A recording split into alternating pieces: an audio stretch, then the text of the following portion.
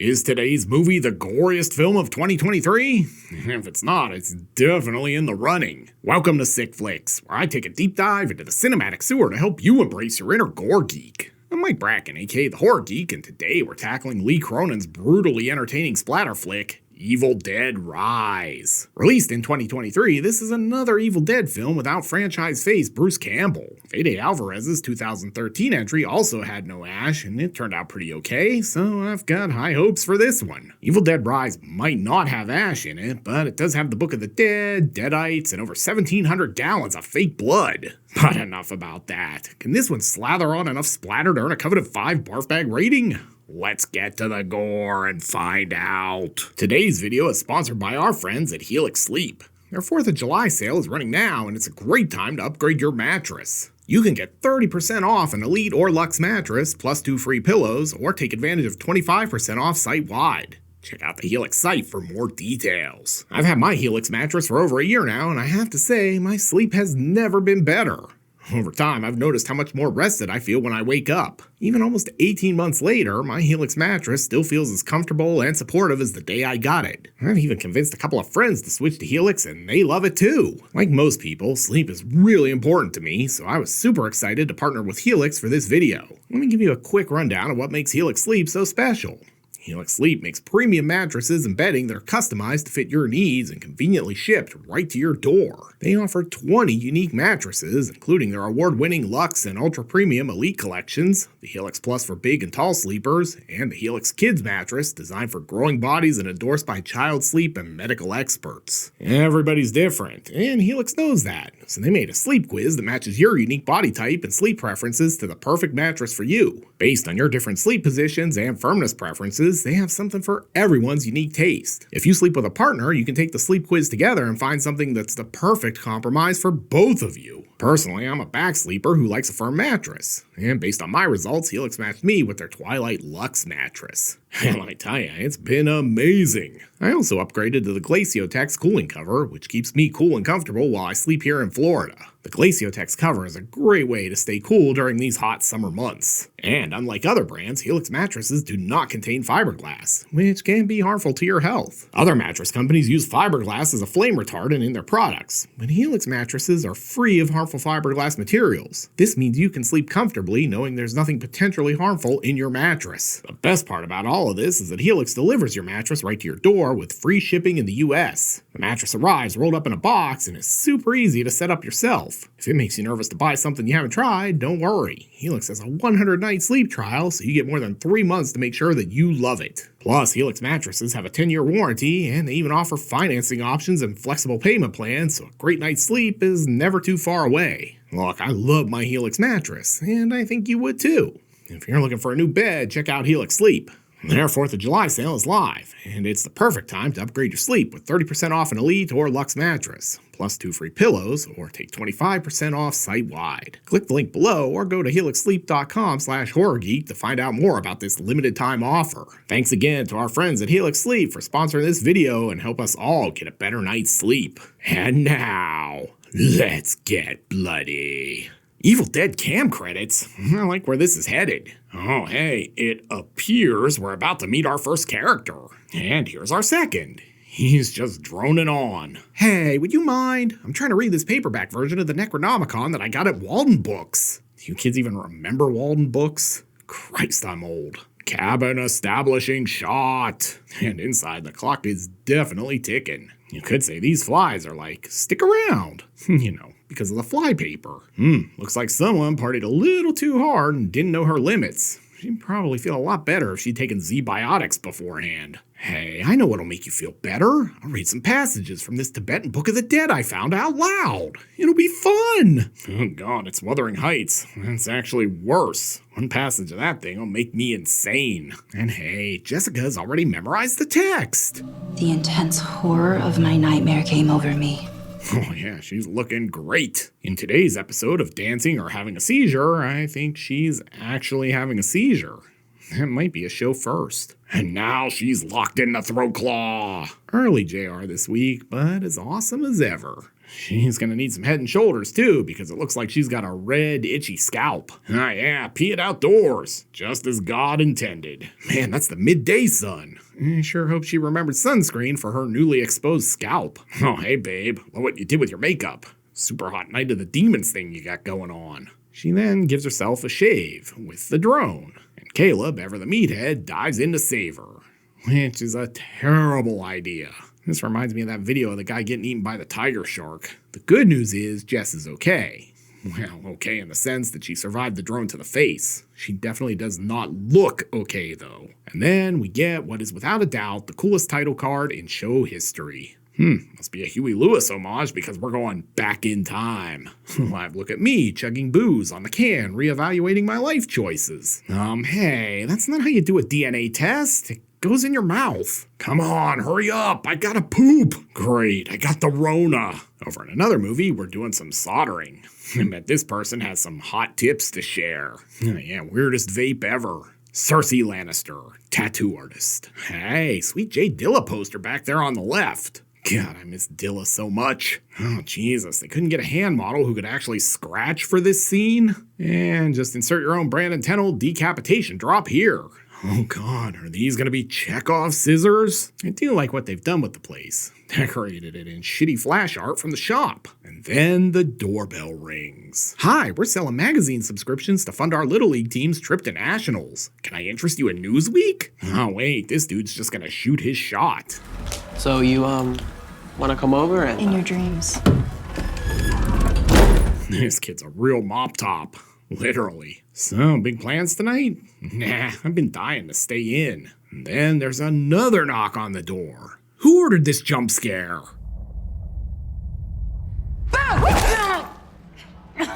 Oh, hey, it's Pregnancy Test Girl. Our disparate movies are finally making a love connection. Turns out these two are sisters, but little sis commits a big faux pas. Check out what I got your dad.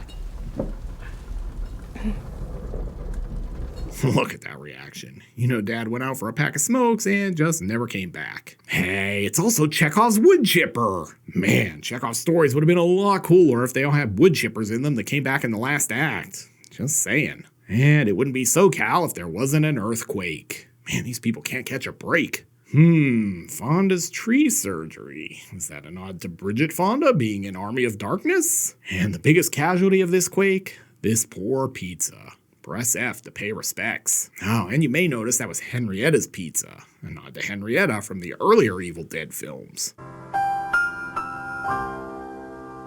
Holy smokes. Literally. And sure, you should totally climb down into a hole opened by an earthquake. I'm sure that's totally safe. And say what you will, but this scene is pretty illuminating so far. Great, I find a hidden bank vault and all that's in it are some dude's junk mail from the 1940s. Why do I feel like Geraldo? Oh, hold on. New vinyl for my collection. Everything's coming up Millhouse. Given that there was a priest picture nearby, this is probably just one of those Enigma chanting monk singles. Jesus Christ, that's a jump scare. And I'm sure this is nothing to be concerned about at all. Uh-oh, looks like someone's feeling cross. But it gets worse. He found the new Sutter Kane novel down there. Music and books. It's like a library. You kids even remember libraries? Christ, I'm old too. Oh, hey, Discount Mario Lopez. Yes, he didn't go to college after graduating on Saved by the Bell. Now the supers out here like, keep it down, trying to get drunk in here. Honestly, this whole building feels like a witness protection relocation camp. And who said horror movies can't also be educational? You never take the elevator after a quake. R. Kelly, are you in here? Oh, wait, you're in prison now. Anyway, the kids are checking out the Necronomicon. Man, this book bites! And you gotta keep the leather supple with fresh blood, apparently. It's like the Elizabeth Bathory of books. Oh, great. This isn't our meal ticket after all. It's just some dude's terrible sketchbook. It's like a bunch of rejected Clive Barker Christmas card drawings. Ooh, check out these moldy oldies. Today on Rhythm Roulette. If you love hip-hop and have never watched Rhythm Roulette here on YouTube, you should remedy that immediately. Start with the Ninth Wonder episode. Man, I haven't seen needle dropping like this since Maestro Fresh Wes was in his heyday. Man, Maestro Fresh Wes. There's a Canadian hip-hop deep cut for you. Oh, it's like one of those experimental Philip Glass albums. Somewhere, Tipper Gore is having a fit about satanic messages hidden on this thing. Oh yeah, this definitely sounds like something Doom or Mad Lib would have sampled. I am Father Marcus Littleton, the library keeper here at St. Patrick's Cathedral. And it's gonna get worse. I would like to present what I believe to be one of the 3 fabled volumes, the Book of the Dead. And there is actually a Bruce Campbell cameo here. He's the guy shouting, "Destroy it! It's called the Book of the Dead for a reason!" Anyway, the priest wants permission to translate the book, but he doesn't get it. But he's gonna do it regardless, because otherwise this movie is basically over. I've been working in secret to translate the Book of the Dead's myriad writings and glyphs. Oh man, don't play the ritual out loud. Didn't you kids ever see Evil Dead? Oh, who am I kidding? Goddamn Zoomers think anything older than 3 weeks is culturally irrelevant. Of course he didn't see it. Evil Dead Cam. And guess who's now possessed by an ancient Kandarian demon? Live look at me anytime someone puts REM on. Please God, make it stop. Then she gets a demonic ghost pimp hand. Not sure we've ever had a ghost pimp hand. Might be a first. Guess she's just gonna hang around until someone helps her get out of this thing. Great, now it's turning into one of those Japanese rope bondage things. PrudeTube is gonna love this episode. Hey, are you kids out here summoning ancient Kandarian demons again? No. Hi kids, I'm home. Better get dinner started. I bet you kids are starving. I don't think Chef Ramsay would approve of this omelet. Since her chef career looks like a bust, it's time to work on her interpretive dance routine apparently. Oh yeah, passed out in her own puke. Been there. They're gonna get her help, but the elevator is a wreck and the stairs, well... They're gone. And now she's dead. Mario Lopez is like, sure, just tuck her dead puke-covered corpse right into my bed. It'll be fine. I've got more shit on my sheets. Super's like, dude, having a corpse sublet your apartment violates your lease agreement. Oh, hey, these 2 goofy kids are back. So I guess this isn't really the best time to tell you you're about to become an auntie. Oh God, is she calling her from beyond the grave? Beth, you have to help me, Beth. You have to. I wonder if there are long distance or roaming charges for that. Oh, hey, she's not really dead. Or she just has one hell of a case of rigor mortis. And now she's getting wet. Hell yeah. No, not like that, you pervs. They have her in the bathtub to break her fever. She's like demonic Spider-Man. Man, she kind of looks like a creepypasta come to life. And Ellie's full on evil now. Beth can tune guitars one-handed. With Beth out of the way, she can give her daughter some new ink. What do you think about some text? Klaatu, Verato, Niktos, something like that? Oh wait, she's giving herself the Mike Tyson face tattoo. Fulci eye violence. Even though this isn't a Fulci movie. And now she's gonna give her a tongue bath. Hell yeah. No, I mean she's really gonna lick her. Wait, that still sounds dirty. Also, she has a tongue that would make Gene Simmons jealous. I see what she's up to here.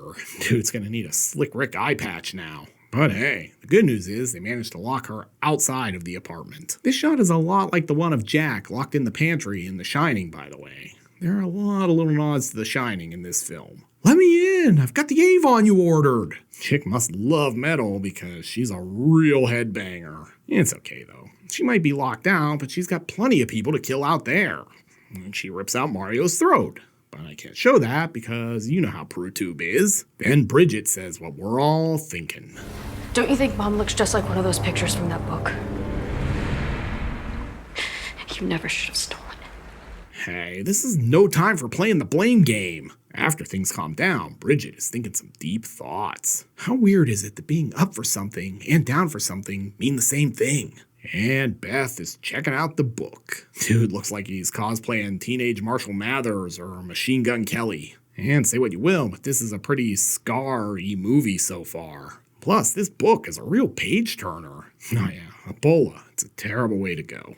And sweet, barfing black maggots. The need to find a good maggot pun has been eating away at me for weeks, but I keep coming to dead ends. Man, if this doesn't set off your stranger danger alarm, you probably deserve to die. Open up and let us in, Cassie. Yeah, that kid's really gonna open the door. God, kids are the worst. Oh yeah, looks like it worked out great. Mom's setting her up for the choke slam. If you look closely in this scene, you can probably spot Uranus. The classics. They never go out of style. Anyway, let's check in on Bridget. she's looking great. I used to have to climb on the counter like this to get the Oreos off the top shelf. Turns out she did it so she could eat the fine wine glasses. Tasty. They start fighting, and you could say things are going great. But Beth's gonna paraphrase Rob Zombie and slam her with the back of her spatula. That doesn't work, so let's see if this pans out. Fine, it's technically a pot. This whole episode is going to pot. She's about to take out her younger sister, but she gets straight to the point instead. I'm okay, just gonna rub some dirt on it and walk it off. Or take a nap. Whichever. Man, blood on the carpet. They're never getting their security deposit back now. This is the face of a child who's gonna spend the rest of her life in therapy. But now it's time to chill a bit. I want to listen to that vinyl. Yeah, some music will surely help everyone calm down. Science! Beth gets ready to rock the wheels of steel at the DMC World DJ Championships. And it's starting off great. I want to understand and commune with the other side. Could not have been more misguided.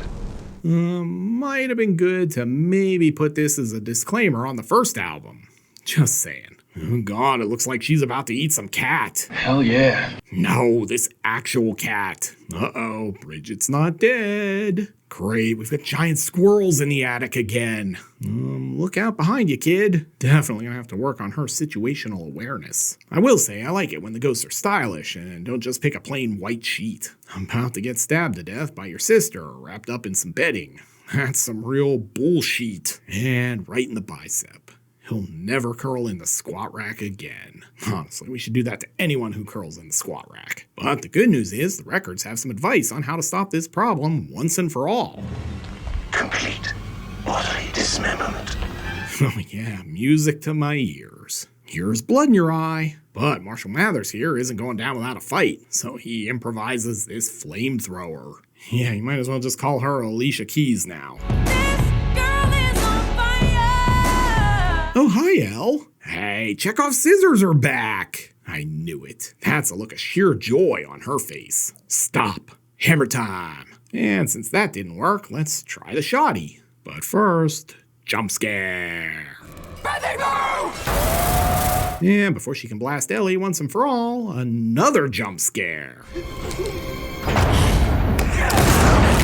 Yeah, I had a feeling that dude would not stay dead. Don't worry though, she's totally okay with butting in. But the dead siblings are back too. Man, shit just keeps getting worse. And here's a little nod to Evil Dead 2. Everybody here dies by dawn, Beth. Dead by dawn! Evil dies tonight! Wait, wrong movie. Oh, here's why the elevator wasn't working. It was low on blood. This is a little homage to the bulb filling with blood scene in the original film. Hey, is this the blood elevator from The Shining? These deadites are helpful though. They're gonna lend them some hands. Yep, definitely The Shining. Man, I'm bloody tired. Now we're headed to the parking garage. And I have a feeling that Chekhov's wood chipper from earlier is about to make a return appearance. But first, they're gonna try to drive out of here. Stop, you're gonna flood it. Or not.